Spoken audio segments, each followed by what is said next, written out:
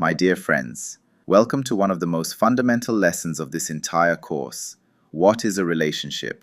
Before we talk about communication skills, trust-building techniques, emotional intelligence, or conflict resolution, we need to answer a very simple but very powerful question. What exactly is a relationship? Because if we misunderstand this, we misunderstand everything. Let's explore it together. A relationship is not just two people. Many people think a relationship simply means two people connected, but that's too shallow. A relationship is an ongoing emotional, psychological, or professional connection between two or more people that influences how they think, feel, and act toward each other. Notice three important elements here. It is ongoing, not a one-time interaction. It involves influence. It shapes behavior and emotions.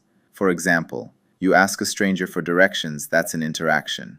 You regularly talk to a colleague, support each other, and depend on one another, that's a relationship. A relationship requires continuity and mutual impact. Relationships exist everywhere, not only in love. When people hear relationship, they often think about romantic relationships. But relationships are everywhere in life.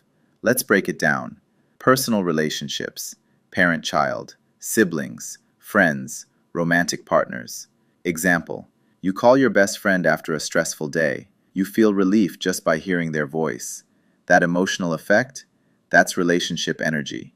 Professional relationships, manager-employee, colleagues, business partners, client service provider. Example, a manager trusts you with an important project. You feel motivated and responsible. That trust shapes your behavior. That's relationship influence. Social relationships, neighbors, community members, teachers and students, online connections.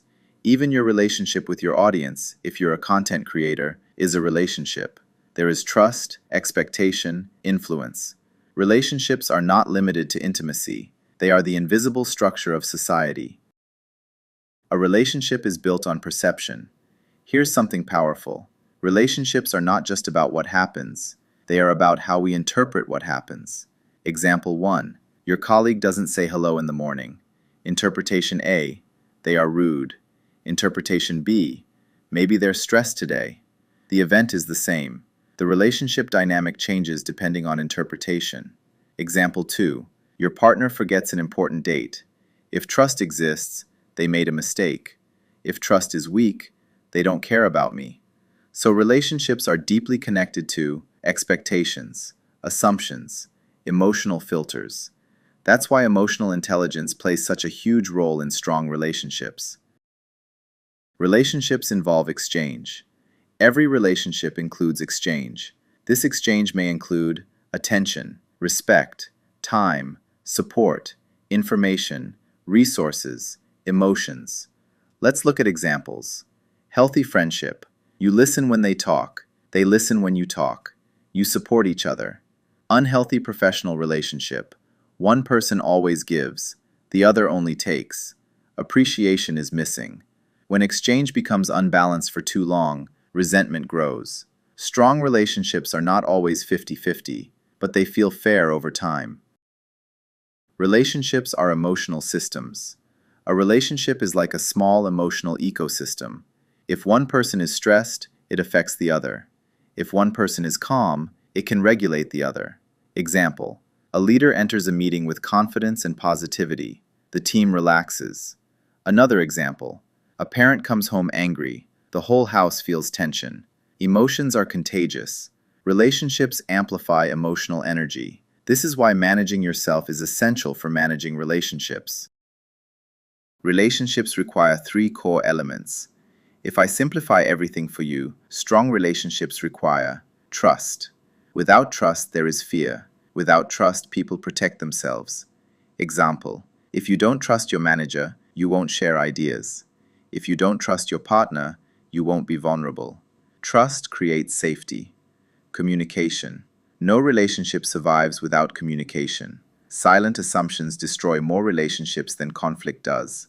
Example, two friends stop talking because each expects the other to call first. Communication prevents imagination from becoming reality. Mutual respect.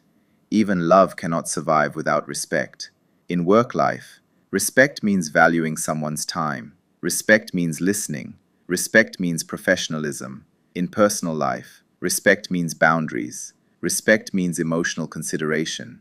Without respect, connection becomes control. A relationship is dynamic, not static. Here is something very important. Relationships are not fixed. They evolve. A colleague may become a close friend. A friend may become distant. A manager-employee relationship may become mentorship.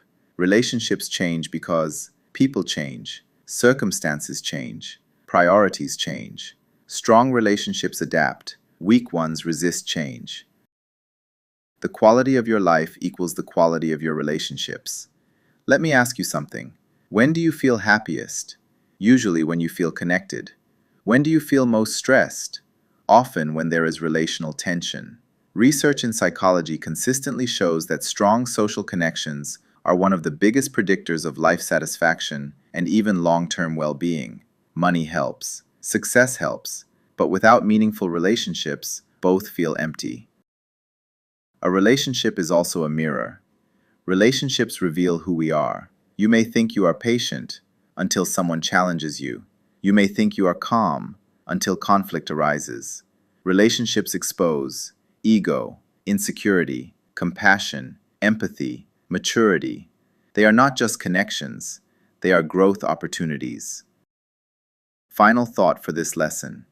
A relationship is not just being together, just talking, just working in the same office, just being family. A relationship is a continuous mutual influence between people built on perception, emotion, exchange, trust, communication, and respect. In this course, we are not just learning how to have relationships. We are learning how to build them consciously, strengthen them intentionally, repair them wisely, and protect them professionally. Because strong relationships are not accidents, they are designed.